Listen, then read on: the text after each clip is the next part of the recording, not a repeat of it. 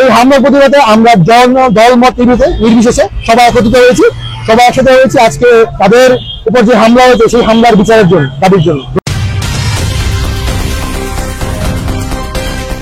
সময়ের জনপ্রিয় digital platform Bengal টিভিতে আপনাদের স্বাগত।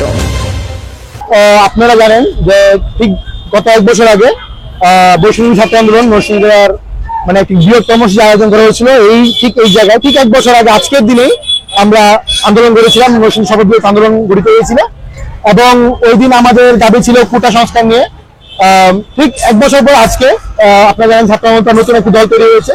সেই দল আজকে টুঙ্গিপাড়ায় মানে গোপালগঞ্জ, যেটা হচ্ছে ফ্যাসিস্ট সরকারের এলাকা বলা হয়ে থাকে, তো এইখানে কর্মসূচি দেয় এবং সেই কর্মসূচিতে সেই ফ্যাসিস্টের দূষররা হামলা করে।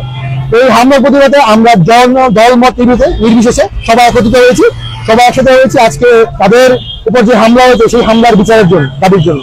আজকে এখানে মোটামুটি সকল সংগঠন, অঙ্গ সংগঠন, সকল দলের ছাত্র সংগঠন যারা আছে সবাই আজকে অংশগ্রহণ করেছে। এখন পর্যন্ত কোনো কর্মসূচি দেওয়া হয়নি, আশা করছি খুব দ্রুত আমাদের কর্মসূচি দেওয়া হবে।